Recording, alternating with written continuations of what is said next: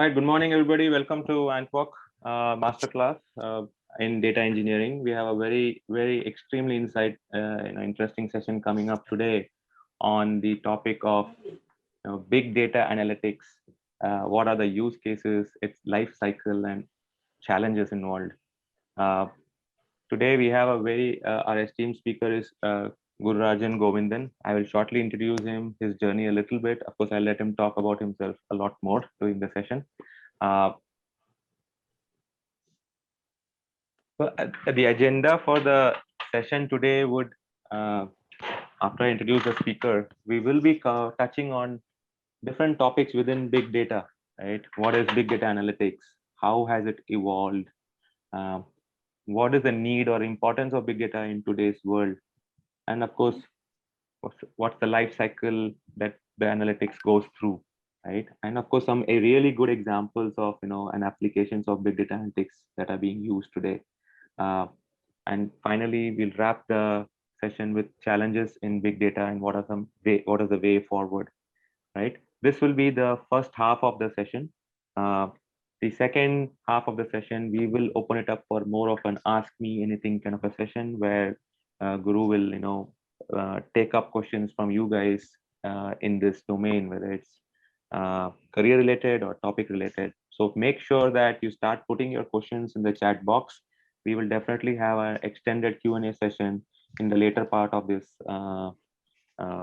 masterclass, and Guru will be taking up those questions.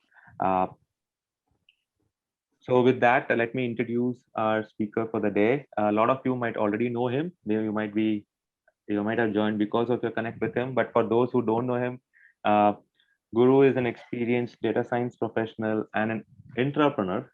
He will might reflect on that a little bit to understand what that means for him. With over 7+ years of experience in the IT sector. Currently, Guru is working as a data scientist with One Magnify, and he has had experience across domains in data, whether it's automotive, insurance, and finance, of course. His expertise is in data-driven decision making, right? Which has become a quintessential quality nowadays with so much data around us.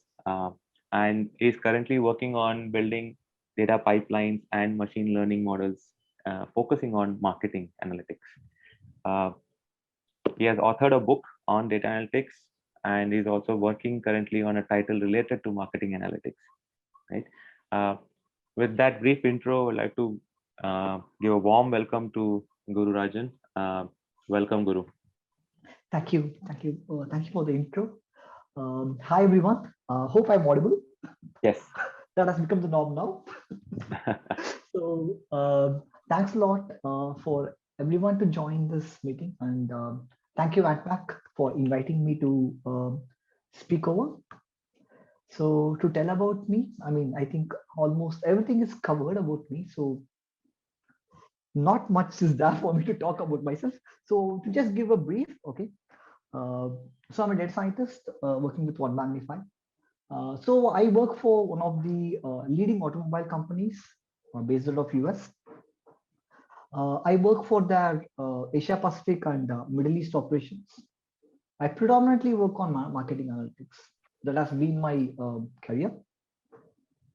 And I have written a book on data analytics with Python. And I'm writing a book on marketing analytics, which is going to be published in the month of June. Hope everything goes well. So that's a bit about me. So I think let me. Awesome. So what I will do, Guru, is I'll hand over the screen share to you, and then we can start with the session. Yeah. Yeah, you can please. Okay. You should be able to present now. Okay. So just give me a moment.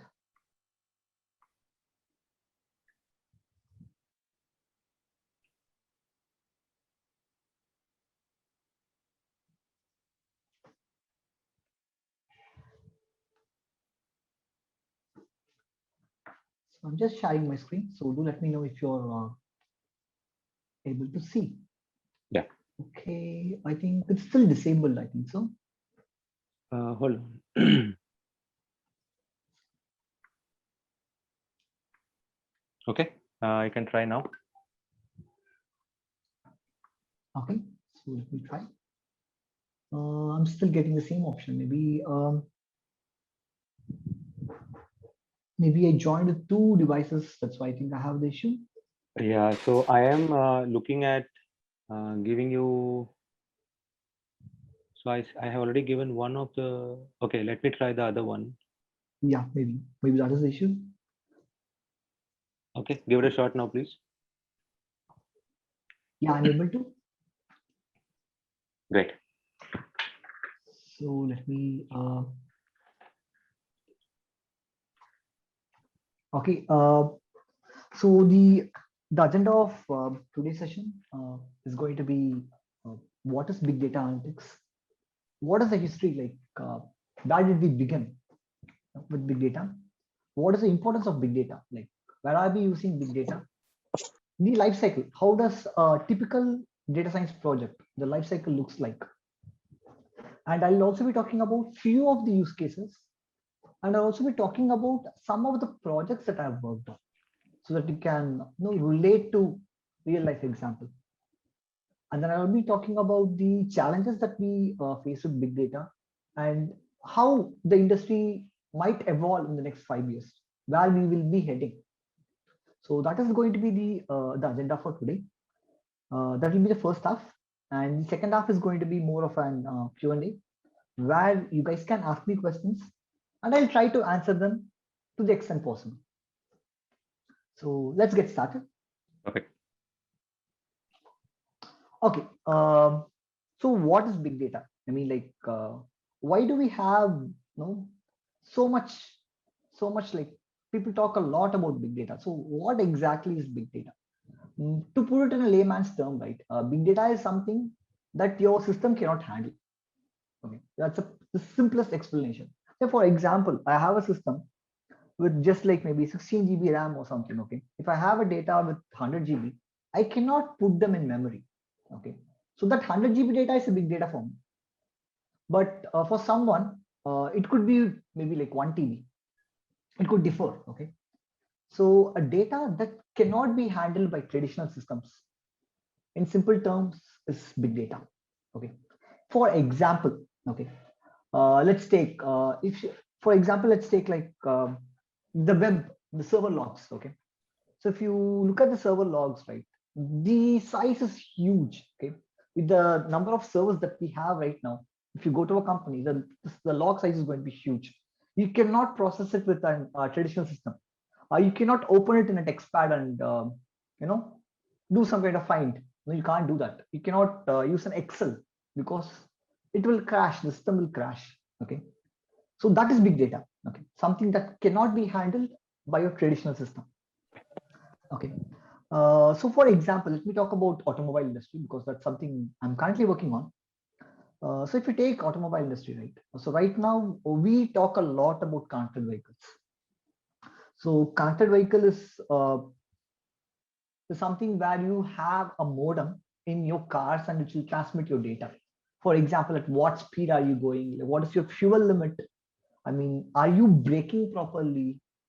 When did your trip start? When did your trip stop? So huge amount of data is being generated. Okay, so we're just not talking about one car. We're talking about n number of cars. Okay, take for example, you take a company like Toyota or Ford. You can see there are like millions of cars on the road globally. Take for example the data that you get from a flight. Okay, uh, the amount of data that you get from a single engine in the flight is, I think, if I'm not wrong, runs in GBs per day. So look at a year. So that is big data. Okay, that's big data all about. So let me talk about a few of the characters of big data. Okay, volume. So currently we generate around 2.5 quintillion amount of data. I can't even count the zeros in it. Okay, it's quintillion. That's created each day. Variety. So we create a lot of variety. Okay, when I say variety, it can be structured. Your data from your RDBMS, maybe something like Oracle, or maybe MySQL.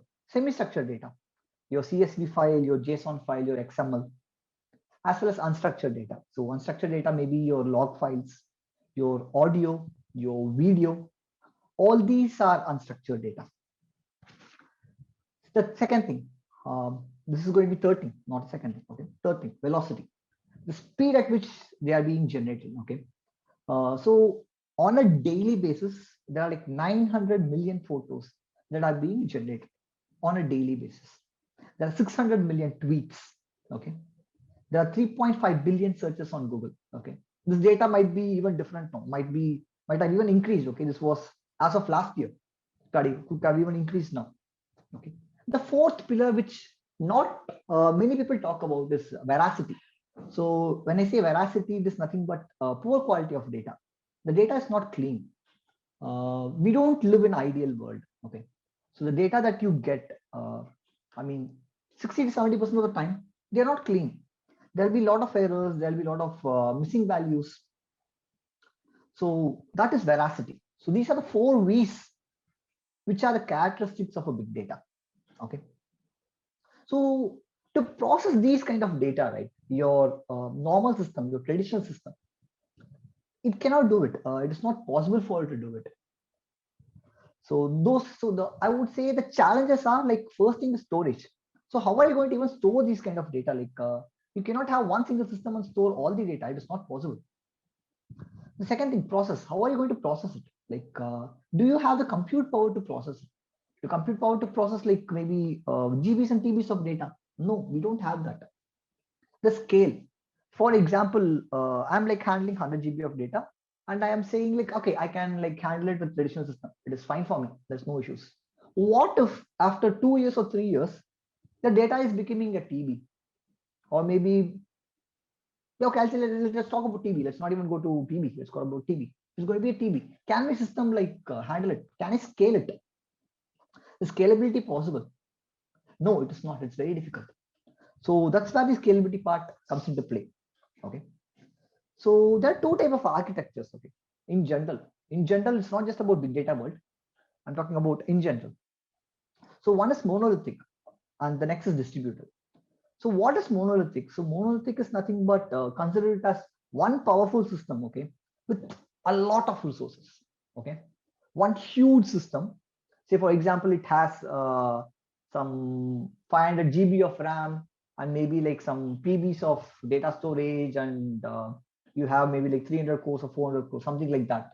Okay, a huge monolithic system. Okay, we can use that. Okay, nothing wrong. Second thing is distributed. Distributed is nothing but you have smaller systems, but you have multiple systems in place which are connected to each other.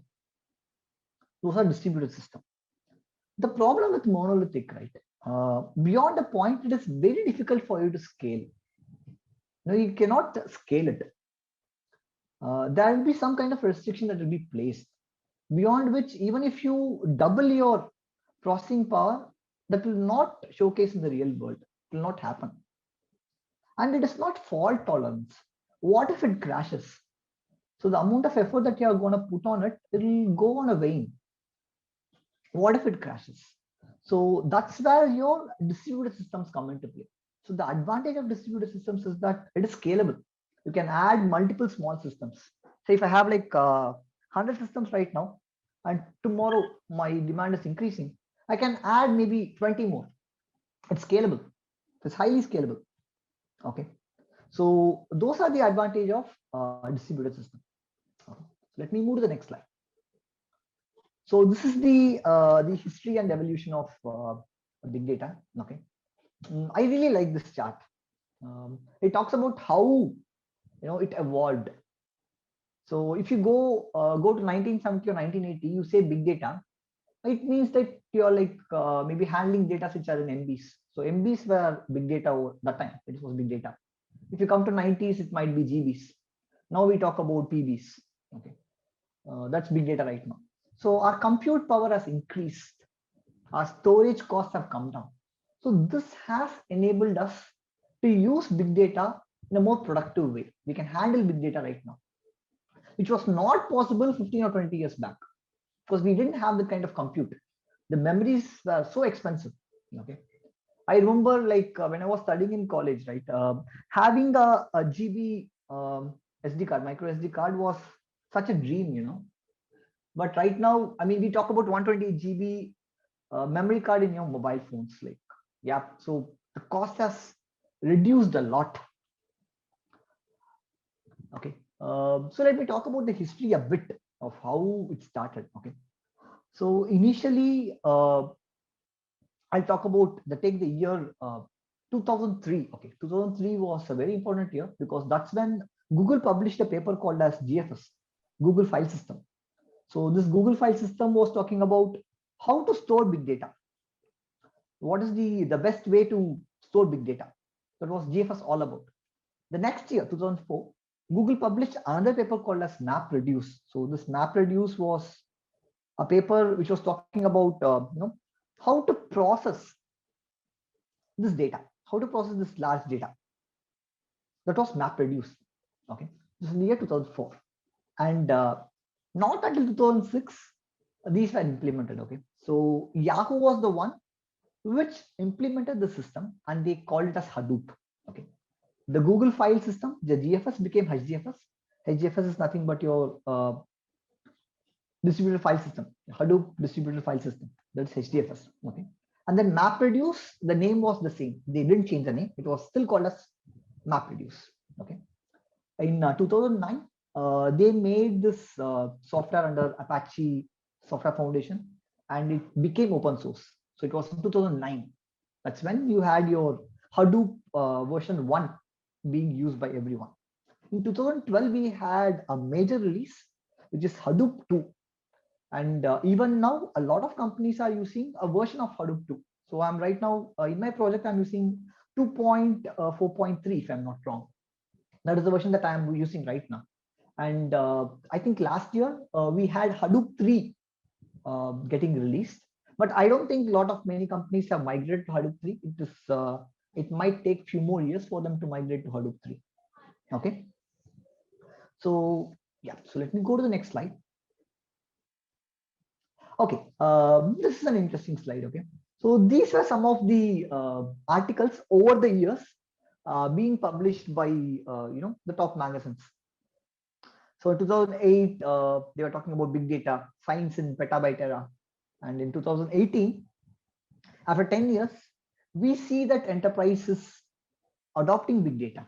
Okay, a lot of companies have adopted big data now. It is no more just a fancy word. We have projects, we have things that are running real time, and business which are generating a lot of insights from big data, which is helping them to increase their revenue, maybe increase their customer value that they deliver to the customer experience. So right now we are in the world where big data is no more a myth. Okay, there's no more a fancy term. So that's about this. So the importance of big data. Okay, I can talk about few things. Okay, I can say like social media listening, Twitter, for example. Let me take Twitter as an example. You are a brand. Okay, you're working for a company, maybe who is selling some mobile phones, and you want to know like how people feel about your brand on a real-time basis, because it is very hard to gain a customer.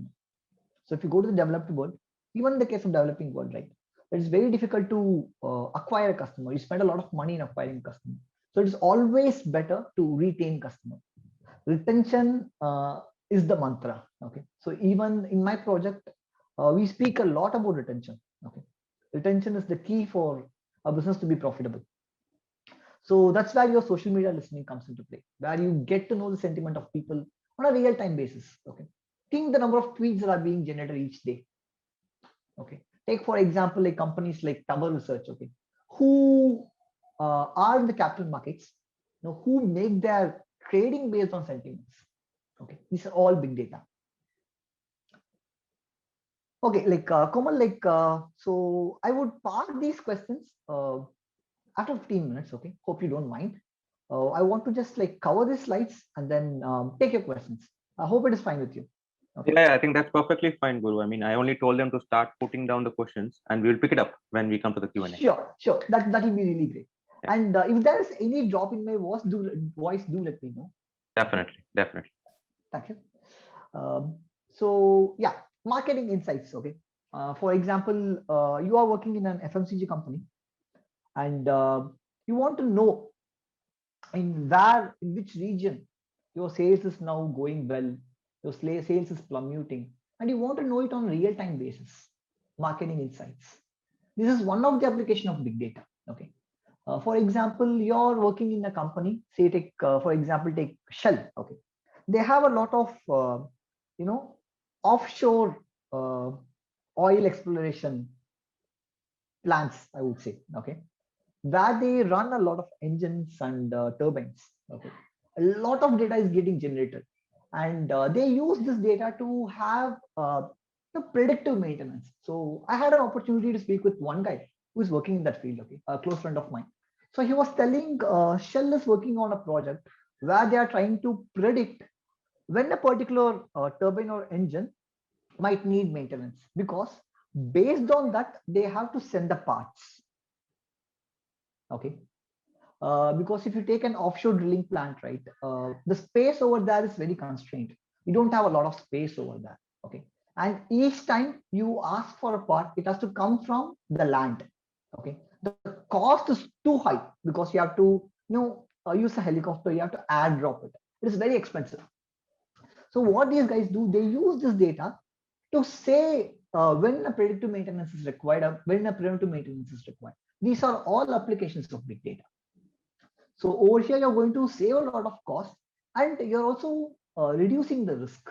Okay, because risk is a very big field altogether. Okay, I don't have much experience on risk, but I'm telling you, it is a different ball game. It's a huge field. Okay, so these are few of the importance of big data is what I would say. Okay, so let me move to my next slide.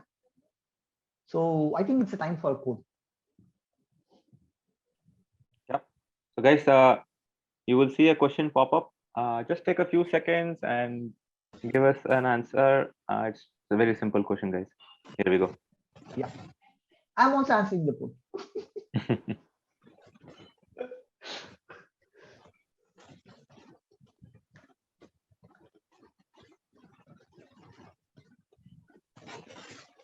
All right, 5 seconds more, guys.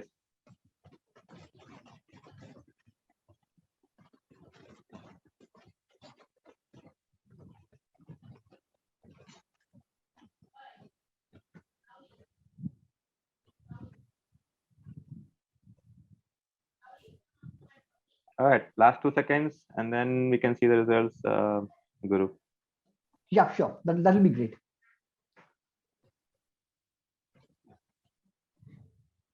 Here we go.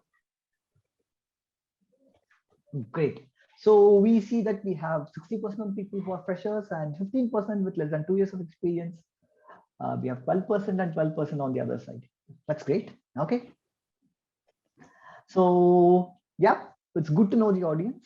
And let me move to the next slide. Okay. So I'm going to talk about how does an analytics life cycle looks like. Okay. This particular picture, right? It differs. Okay. This is not the standard way. Most of the things are standard here, but it depends on what kind of project are you in. Okay. So the first and the most important thing in any of the project is knowing what is the business problem that you're planning to solve. Because only once you know what is the problem that you're going to solve, you can start your work, you can start your discovery phase. Okay. So the first and very important thing is the business problem. What are we trying to solve?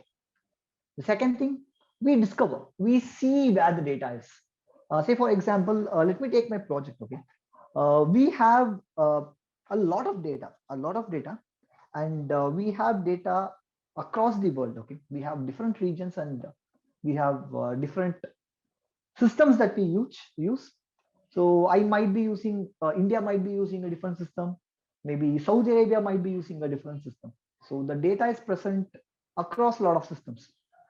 So what we do over here, we first try to get the data, get whatever data that we need, we clean the data, and we put it into one common place. Okay. So people usually don't oversee this phase. Okay. But typically in a project, right, you spend around like 50 to 60% of your time on this data prep, getting all your data and putting into one common place, where one common place, and then based on your use case, you might be building a machine learning model, or you might be using some kind of tools like Tableau or Power BI to visualize the data. Okay, it depends on the use case. Okay, and this data can also be used for archival purpose. Okay, because if you take Oracle or a transactional database, right, it is not a good way to store your historical data over there, because your it's very expensive. Transaction systems are very expensive to store. Okay, they will not be much useful for you to store your historical data. So what in general they do, they push this data from your traditional systems, your transactional systems, into a data warehouse over Hadoop. Okay, so we call this data warehouse as Hive. Okay, so let me talk about the components a bit later, but yeah, I'm just giving you an heads up. Okay, so this is how a data lifecycle looks like. Okay, you prep the data where you spend 60% of your time. Okay, it takes a lot of time. And then you do the model planning. So model can be a machine learning model, it can be a deep learning model, it can be a dashboard. Okay, so I was working with a dashboard like just the last week. Okay, where we were having a pipeline which was way too complicated. Okay, there were like around like 110 queries in that particular pipeline, which runs sequentially. So I was called to optimize those pipelines. Okay, so that particular pipeline was creating a data which was being consumed by visualization tool. So in our case, we are using something called as ClickView. As ClickView, there's ClickSense, which is nothing but a dashboard, which is easy to understand. Okay, you can see the data, you can understand the data in a easier fashion. Okay, so that is model planning. Model building is something where you put all the pieces together, you connect them to create some value. Okay, you communicate the result. Okay, once this is done, you communicate the result. You go tell your business partner that these are the findings, and this is how it is going to run. This is the SLA that you have agreed. So SLA is something that you have agreed in the beginning. You would say that this particular system will not go down. Even if it goes down, it will be like 5 seconds or 10 seconds. We will be populating the data every week. So these will be a part of your SLA, which comes in the beginning. Okay, I didn't mention about it, but it comes in the beginning. So the sixth step, right, is called as operationalize. How are you going to, operationalize it? Is it going to go into production? I'm telling you, 80% of the projects, okay, don't go into production. They'll be still in the POC stage, because the business might not be willing to, use it, because it takes time for the business to get comfortable with it. Because until now, people have been doing things in a traditional way. So for them to evolve, it's going to take time. Okay, especially in the case of an automobile industry, right? Things are very slow. Okay, until and unless there's a push, right, they're not going to use it. But once they see the result, they might become more comfortable using it. So it's going to take time. 90% of the projects that people are going to build, they're not going to get into production. Only 10% is going to go. So that's the truth. Okay, so let me go to the next slide. Okay, so big data technologies. Okay, so we didn't have space to put a lot of things. Okay, there are a lot of things in big data. Okay, this slide might not be doing justice to it.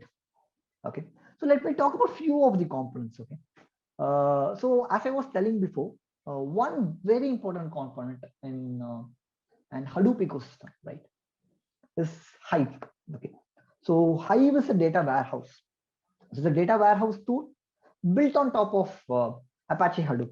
Okay, so where you can query the data and analyze the data. That is Hive. And then we have something called as Pig.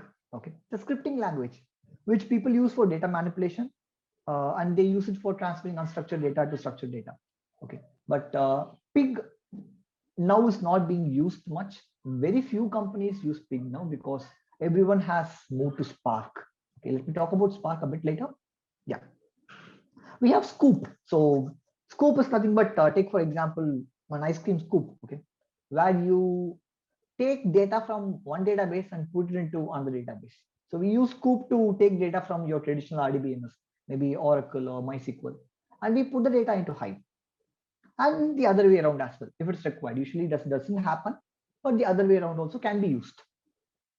So that is Scoop. And then we have HBase. So HBase is nothing but your it's a NoSQL database. So that is one shortcoming of Hive. So in Hive, right, your querying is very slow.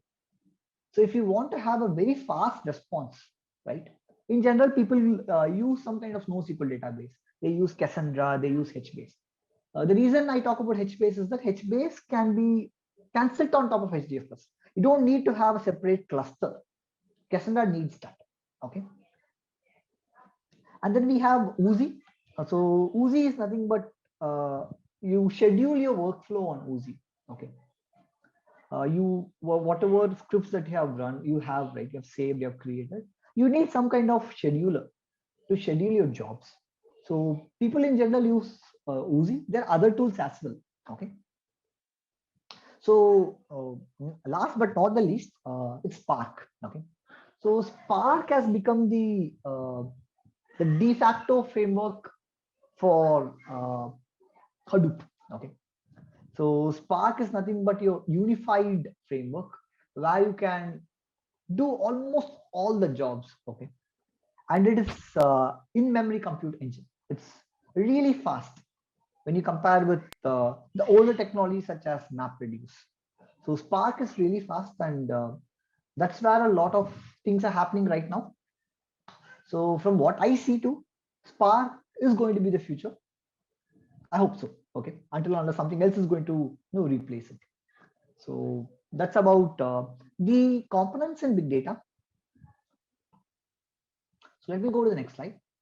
So it's time for a second poll.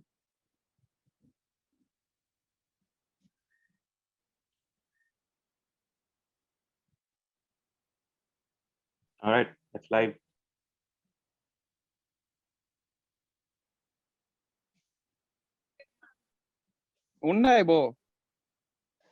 So the reason that we are having these polls is to make us understand how our audience are, who our audience are. Okay. So this will really help us if you can reply to it. Yeah. 5 more seconds, guys.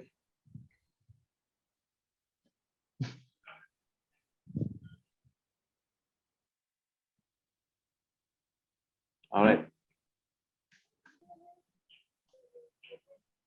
Okay. So good. So I think 6% of people have some kind of programming knowledge. That's fine. So now there's a question. Okay, why this poll? Okay, do we need to know OOPS to work in big data? No, you don't need, because in big data we use though we don't use OOPS much.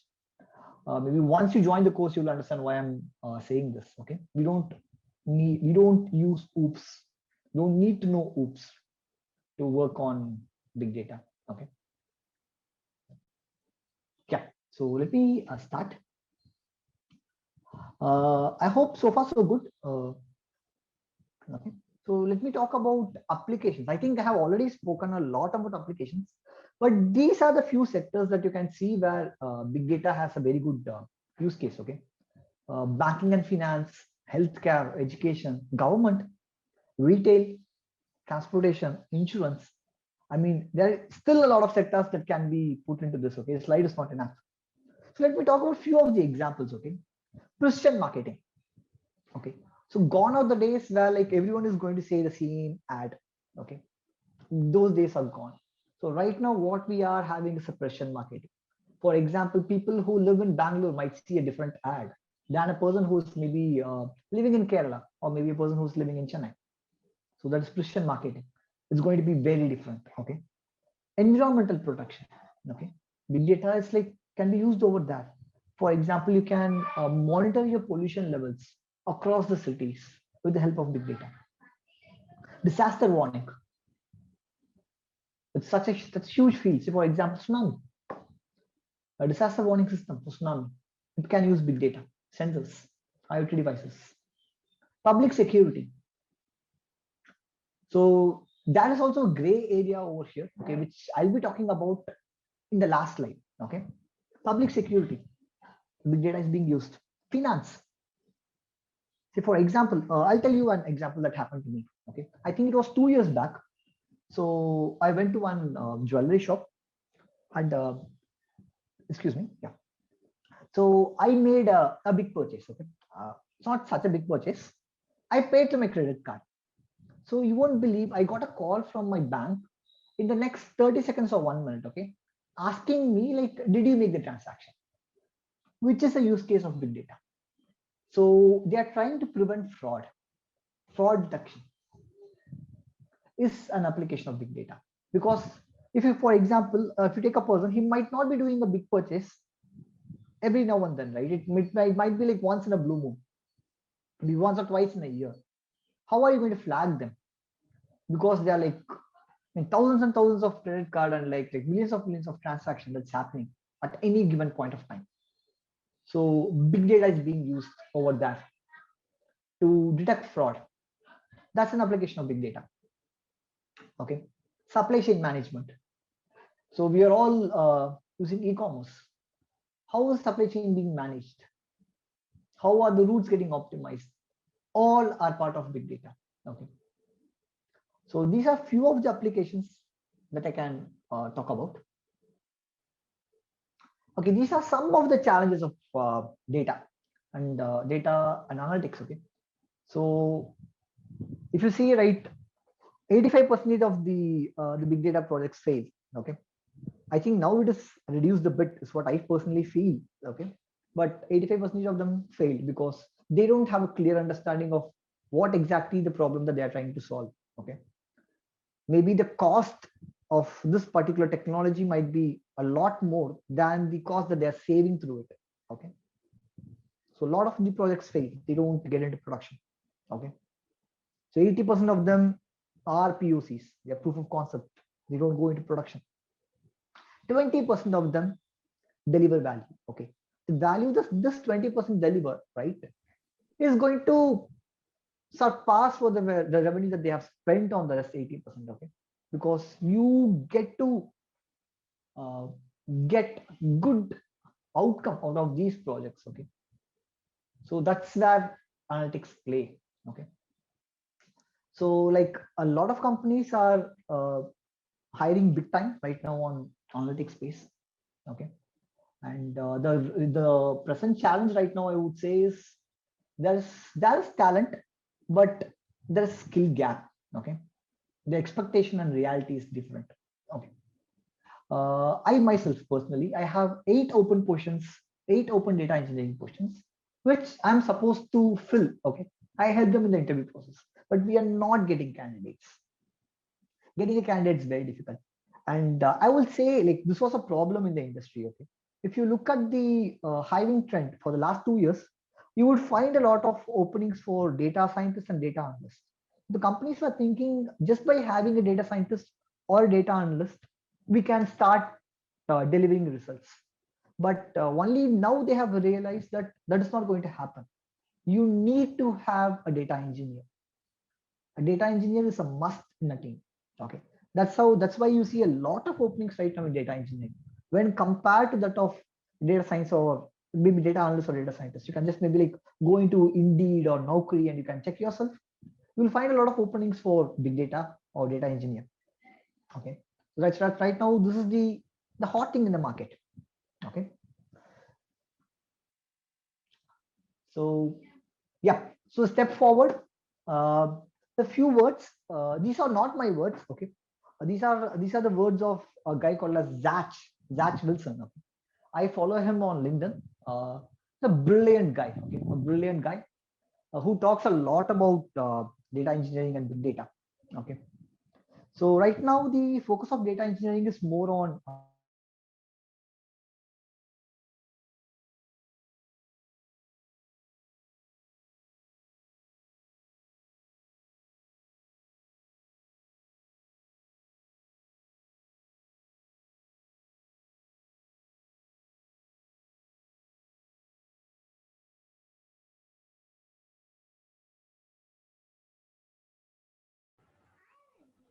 Hello.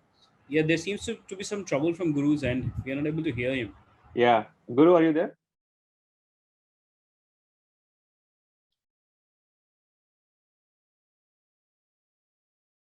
Yeah, I think let's give him a minute. Maybe there is some internet issues on his side. Yes, yes.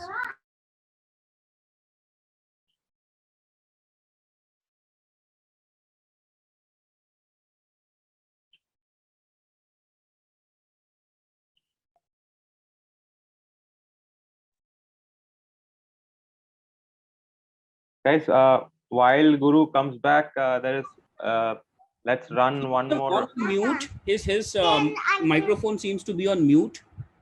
He's still on the call though. No, I think he had joined us from two devices. Devices, yes, yes. Yeah, I think we lost one of them. He should be back soon. But in the meanwhile, I'm just launching one of the last polls for the day. So let's just to give him 30 seconds to come back. In the meanwhile, please take this poll, guys.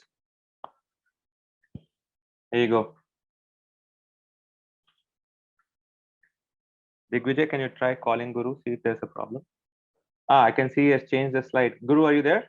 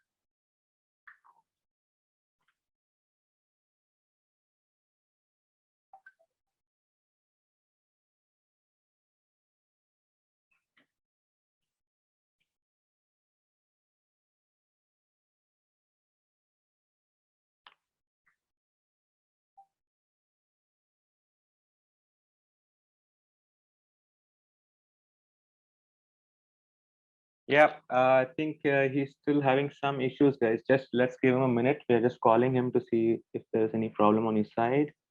Yeah, sorry about this, guys. Hey, I'm really sorry. He's I back. just lost my connection. I'm really sorry for that. And can you just let me know where did I stop? Maybe like I can start from there again. Yeah, yeah. Are you able to see? You're still presenting, right? You are able to see the. Yeah. So I just took the audience on the last poll. So I'll just share Great. those results and then we can switch back to your content quickly. Sure, sure. Yes. Okay. Great. Okay, I think that's great. yeah. Okay. Yeah, I'm really sorry, guys, for the drop. Okay. So No worries. So I just want to cover this. I don't know how much how much you guys were able to hear. I just want No, to I cover think this. we are just about started on this, Guru. So I think it would be good to go through the 3 points again. Yeah, great. So where do we see data engineering going in the next 5 years? Okay. So currently, right now, I see a lot of focus is being put on this quality and reliability of the data pipelines that we are building. Okay. A lot of focus is being put on that. But going forward, right, for the next 5 years, there'll be few areas which would see a dramatic rise, okay, for on demand I'm talking about. The first thing is going to be data velocity. So with 5G coming in and the way the technology is maturing, right, we are going to have a lot of streaming data, real-time data. Okay, so people with streaming data skills are going to be, paid a lot more. Okay, and second thing is data product. Okay, right now the data is not considered as a product. Okay, it is being still used offline, but from the way it is going to go, data would be considered as product, and you would have new roles coming like data product engineers, data product managers. Okay, so these roles are going to be in a huge demand. Okay, and the third and the most important thing is data privacy. How are we going to handle the data? Okay, how are we going to have retention policies? How are we going to have controls? Who's going to access it? Who's not going to access it? Now, for how long are we going to store this data? Okay, so data privacy and governance is going to be a huge field altogether. So these are a few things that I wanted to talk about today. Okay, I think I have overstepped my time limit a bit. So let me maybe like invite Sumit to take it over. Sumit, you Sure. want to take it over? Yeah, Sridhar, I'm here.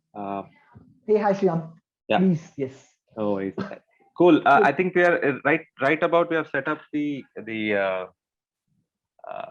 overall context, right? How the entire sector or the particular domain is evolving. I think there is a element of how should people think of getting into the domain and make a career. True. So I think what I'll do is so guys, before we take up your Q&A, right? What we have done is Guru, if you just could go to the next slide, right? We can the one after also is fine. Slide 17. Yeah. So what we have done is just like Guru was talking about, right? There is a lot of demand for role, data engineer role out there, and at the same time there is a skill gap. So when we talk to folks like Guru, we had Shashank Mishra last week, who's a data engineer at Amazon. What came out clear was there is a certain set of skills that we need to have, and the best way to go about preparing it is to get yourself immersed into executing some of this, getting a hands-on experience, right? So using the feedback from the working professionals, what we have done is we have started a 16-week program at Antwork for data engineering. It's a complete live program. We will have close to 40 plus live classes on weekends, especially for working professionals. And you will be able to get hands-on experience with SQL, NoSQL databases, stream processing, and other distributed systems. You will have the opportunity to build these scalable and distributed data pipelines. And at the end of the boot camp, the core takeaway is that you would have learned from the best folks like Shashank and folks like Guru, people from Teradata, IBM will be coming and training you in person, right? And at the end of the bootcamp, we'll also set up, facilities to get those introductions and referrals for you into our community of mentors and hiring partners, get you in, prepared for these interviews through 100% placement assistance, right? So if you guys are really interested in this program, do check out the link. I'll put it in the chat box as well. Have a look at the details, go through the experts who are coming and going to be training you. These are not instructors or teachers or professors. These are real working professionals who have been there and done it, right? Second, it's a completely live program. And third, you will get your hands dirty through real projects, that's topical contextual projects, which will help you, get that practical experience. Yeah. So I'll pass it on to Digvijay. Digvijay can just take us through some of the core components, maybe for a couple of minutes, and then we switch to the Q&A. I think there's a lot of interesting questions coming in the chat box as well. Digvijay. Yeah, thanks, Ram. So when we talk about the particular path that somebody should be taking, Guru, can you just for- switch to the next slide? Sorry about that. Yeah. so particular path that should one be taking for success in big data analytics or a data engineering domain, then there's sort of graph that we have pulled through, Yeah. which can really help you to like making those kind of career decisions. Guru, can you So- switch to the next slide, please? Yeah, sure. I think there's. I think it's stuck a bit. I'm sorry for that. No worries.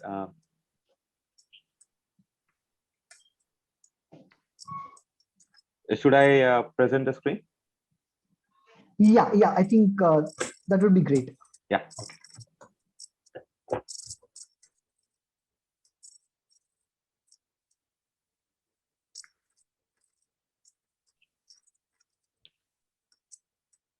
You guys can see my screen, right? Yeah. All right, go for it, Digvijay. So when you are starting out your career and you're making a transition, that the main question that comes to your mind is like, what exactly would be the things that I needed to learn? So there are things like process that you have to do as a data engineer, and there are tools that can help you doing those particular tasks. So as in our previous slides, we have seen like what is the whole data process looks like. So it starts from understanding the business problem to actually getting the data, then storing and processing this data, and then the part of modeling and or anything that comes into the play. So that 70 to 80% part of data life cycle, data product or project life cycle is something which consists or around the job of a data engineer, right? So when you're starting to learn about this particular technology and you want to build a career in that field, then you start with having a little bit basics of programming. Any language like Python, which is of course simple to learn and also very accessible, usable nowadays, and every software that you see. You can start with Python. You can work on a little bit of Python, these libraries like pandas and NumPy, etc., to model and like to do a little bit analytics onto the data that you are getting. Then, which is really required is the knowledge of shell scripting and the SQL. So shell scripting help you to like to do day-to-day operations as a data engineer on your Linux system or shell scripts. If somebody have coming from BTech background in computer science, they are aware of the Linux. But if somebody has not done those kind of traditional work, they can still learn about shell script and get started into that field. Then a knowledge of database or modeling is required in this field. You need to be well versed in using the relational as well as non-relational databases. Then comes the part of big data. So in this particular context, as we have been talking about this whole ecosystem, so it consists of technologies like Hadoop, X-Base, Hive, MapReduce, etc., to really model and to work on databases of big data. Right. Then, which was something currently is exploding, are the use of cloud in this particular topic. So for you to become a successful data engineer, it is really required to have a knowledge of cloud platform. So you can take up cloud services such as Azure, or market size of Azure is something which is increasing throughout the year. Across this all the domains, there are actually 95% Fortune 500 companies who are using Azure for their data analytics and AI operations nowadays. And this is something where you can learn about how to build or maintain data lake and data warehouses on Azure, and how to process data into them. Then there's the core element of data processing and batch processing, where Spark is something leads the field. There is nothing as compared to Spark as of now, and everything which evolve around the processing of database throughout all the ecosystem evolve around Spark itself. So it's really required to have a knowledge and practical exposure to Spark. And then comes the part of Spark streaming and Kafka, so which helps you data to process in real time basis. As previously we were discussing the example of finance and the risk, these kind of analytics. So that kind of process really required for you to do processing in a very real time. When you do a transaction and you directly receive a call from the bank in 30 seconds, so you can understand like how fast the data is moving in that particular system, but they're predicting like what kind of transitions it is, and would it be a fraud transaction, then there will be case of something like that will happen. So all these things, if you see the whole path which is laid down in front of you, that can help you become a full stack engineer. Thanks for that, Digvijay. I think this gives a clear picture, right, Guru, also what elements people should focus on as they build their career in the data engineering domain. I think there are quite a few questions on this topic as well. So let's start taking them one by one, Guru. Sure, yeah, I'll be happy to do that. Perfect. Maybe like Let me just go over the chat and take some questions. Okay. Yeah. Okay. So there was a question on which cloud technology is being widely used. Okay. AWS is the market leader. Okay.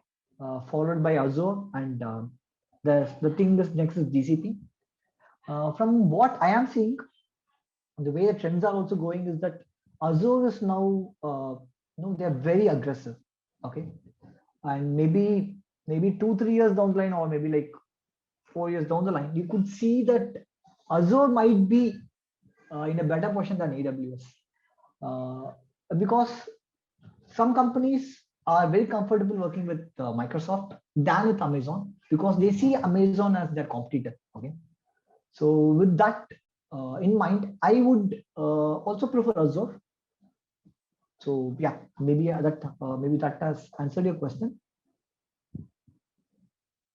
Okay, difference between ML and deep learning. This might not be the right one, because like I'm going to talk more about data engineering over here. Consider ML as working more with structured data, and deep learning as more with unstructured data. I'm just giving you a bird's eye view. Okay, I'm not going to get in depth. Okay, the classes are going to be on the weekends, if I'm not wrong. That's right. Yeah. So all classes will be on Saturdays and Sundays, and you guys will be working on the projects during the weekdays. Also, I think Venkat has a question on, do we cover concepts on data warehouse, data lake on the course? Yeah, we do. So if you take, right, for example, I think I'll be the one who will be taking the particular session on Hive. So Hive is going to be your data warehouse over here in Hadoop. So that's actually one of the most important concepts in all of Hadoop.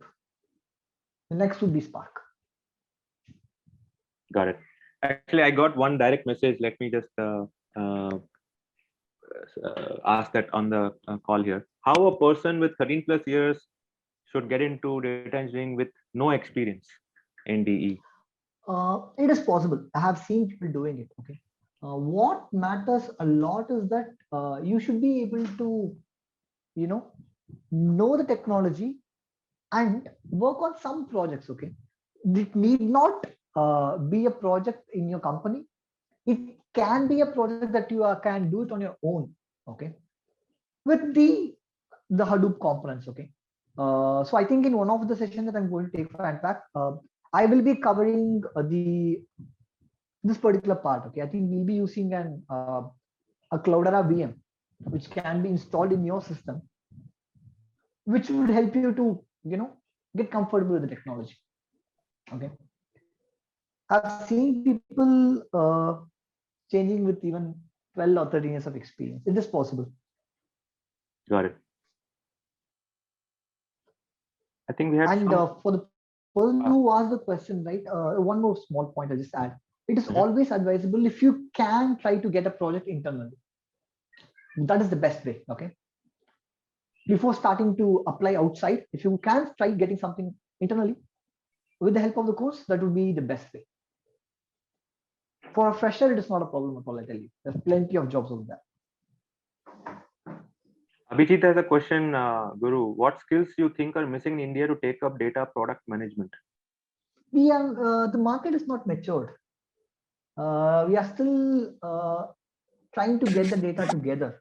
Okay, it is not just India. It's there everywhere. Okay, the way things are going to go, maybe 2 or 3 years down the line, you would have all the current challenges, right, being addressed, and then we can see a lot of roles opening up over there. Right now, we have a lot of openings for a product manager or data product manager, not much. Got it. I think we have a question from Nidhi at the beginning, right? Which topic is best for research in big data analytics? Research. I might not be the right person on that because I'm not from academics. Got it. Understood. No worries. Watsal is asking. Yeah. I am an MSc Industrial Chemistry student, but interested in data analytics. So where should I start? Where can you start? Okay. So maybe we can take it in this way. Okay. So you're from industrial engineering. So you would be able to understand your domain in a much better way, than a person like me. Okay. So if you have a skill of a data engineer, you know how to, play with the data, store the data, analyze the data, right? And maybe build some dashboards. With the domain knowledge and with the DE skill, you will be much more valuable than a person who just has a DE skill, data engineering skill, because you have the domain knowledge. So that is very important, right? At the end of the day, this is just a tool. This big data or this data engineering, they're just tools. At the end of the day, your domain knowledge is what is going to take you places. Got it. Guys, while we keep taking these questions, I'm also launching a small 2-minute feedback poll. So please take that, and we'll in parallel we'll be taking more questions here. Yeah.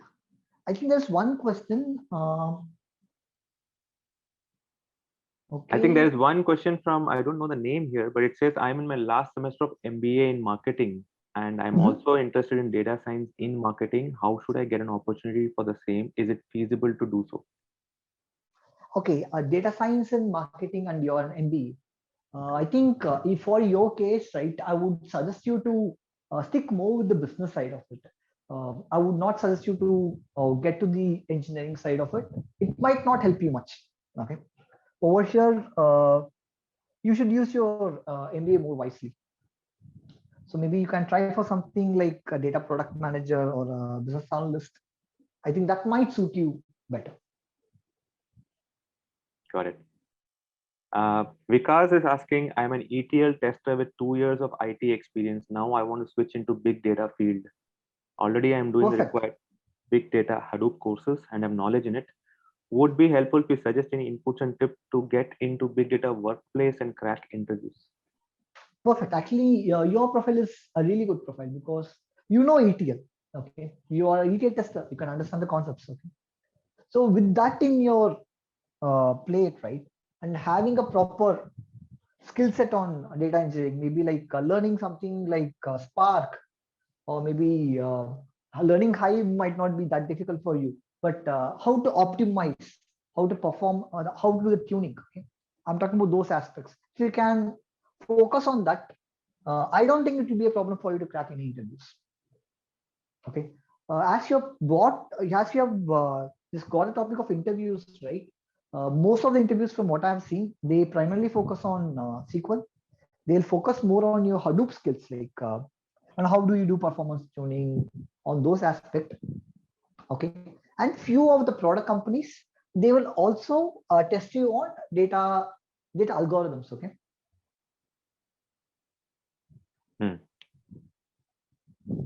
Got it. So yeah. Hope that answers your question, Vikas. Venkat has a follow-up question. As we implement data engineering, will this not be a more centralized? Meaning, how do we understand data from a business domain and do the related data governance? Okay, I don't have much experience on data governance, but as you said, right, this is going to be centralized. That is the end motive of data engineering. All the data should be in one particular location. So data is going to be centralized. The governance part, I haven't had much exposure towards it, so I might not be able to help you much on that. Got it. Dinesh is asking, is big data developer, data architect, and data engineer, do they all do the same task or different? Almost the same task. Okay, big data developer and data engineer, like there's not much difference. Okay, but these terms are like interchangeably used. Okay, a data architect is someone who's going to work on a higher level. Okay, he would have a bird's eye view on the project. As a data engineer, we might not know all what is happening on the entire tech stack. Okay, but a data architect is the one who's going to build the tech stack. We might be working on the components. So I was talking about Scoop. There might be people who might just be working on Scoop. There might be people who might just be working on Spark. There will be people who will be working only on Hive. Okay, as an architect, he would have a bird's eye view. He would know what is happening on the project. Okay, it's more on a higher level. But DE and big data developer, almost the same. If you see the job description, you won't find much difference. I think, Guru, I think there's still some early guys who want to know the difference between these three guys, right? a data analyst, a data engineer, and data science. So if you could Okay. maybe take a minute to articulate the difference, that would be very helpful. Please, I can do that. Okay, a data analyst is someone, right? Okay, who does most of the exploratory data analytics. Okay, for example, you have the data, so data is there with them. Okay, they are not going to mine the data; they are going to have the data. Okay, so they will be doing some kind of exploratory analytics. They'll be doing some kind of statistical test. They might be involved in building dashboards using tools like Tableau or ClickView. So this is the predominant work of a data analyst that I've seen. A data scientist is someone who's predominantly working on building models. Okay, so in my work, this is what I do. So we build models. Okay, we speak with business, we get their requirements, we build models, which can be used by the business. Okay, a data engineer is someone who's going to get the data. Okay, he is the most important person. Okay? He is the one who is going to get your data. Data scientist is going to build a model. He is not going to go deeper into the data part. It's the work of a data engineer to get the data. Okay. But in a startup, right? If you go to a startup, most of these roles are done by one single person. Okay. There's not much difference in a startup. But in a bigger company, so you will have a demarcated role. Got it. I hope that's helpful, guys. Dhanashree has a question. Big amounts of data and then variety of data types like text and numerical. Then what method should we use for analysis practically? Are there any softwares or tools you would recommend? I mean, like most of your data can be handled with your Hadoop ecosystem. You don't need any separate software for it. We don't do much analytics on video. I would say like most of the work that we are doing right now is on structured data and a bit on unstructured data. We don't work too much on video, audio, and images. I'm talking about the industry. Okay? Got it. Pankaj is asking, how challenging is it to transition from a 5-year software development experience to data engineering? Do employers ask for any company, any experience before hiring? See, the employees do ask. It is not difficult, I'll tell you. It is a lot more easier than you think. Okay, you can become a data engineer from a software developer. I don't think that should be a problem. But make sure that you do some kind of relevant projects. Okay, that's where the key is. Okay, you don't have to like do a project in your company, but even outside, take a real-time project, work on the different components. Okay, try to understand the ecosystem. Maybe if time permits, right? Do something on something on cloud, maybe like something like Azure or AWS. Get those required knowledge on the cloud platform. I don't think that will be a problem for you to change. Change is not that difficult. Great. Guru, do we have a couple of more minutes that we can spend? Please, I don't mind. Okay. I can take 2 more questions. Sure. Aditi is asking, I don't have a coding background. How should I start? Okay. So I'll tell you my story. Okay, I'm from Tripoli. Okay, I did biology in my school days. Okay, I don't like programming. Okay, if you ask me questions on OOPS, okay, I cannot clear the interview. That's about me. Okay, but once you get into this data engineering or big data, or in the case of data science, right, you will not be using your OOPS concepts. So over here we use more of data frames and data structures. Okay, it's going to be different. You will not be using your OOPS concept, and learning this is not that difficult. I'll tell you, it's far more easier.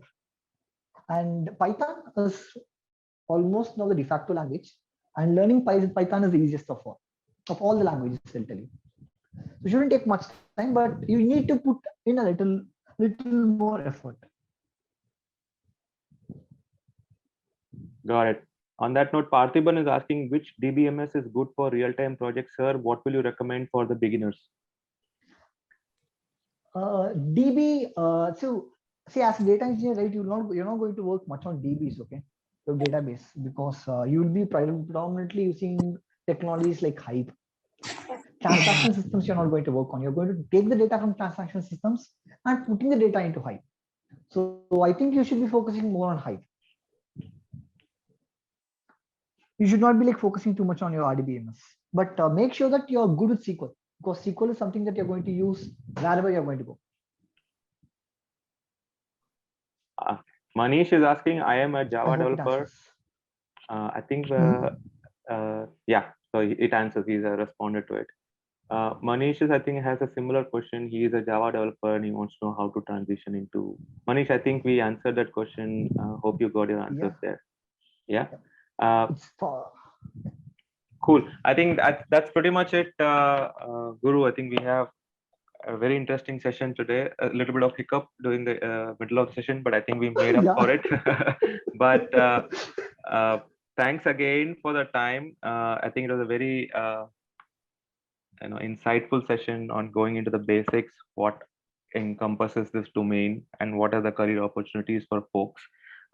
Thanks again for the time. I'm hopefully everybody on the call also found it useful. Please give a thumbs up or a thank you message for Guru for taking out time on a Saturday and spending it with us. And for people who are really interested in this program, I really urge you to go and apply on it.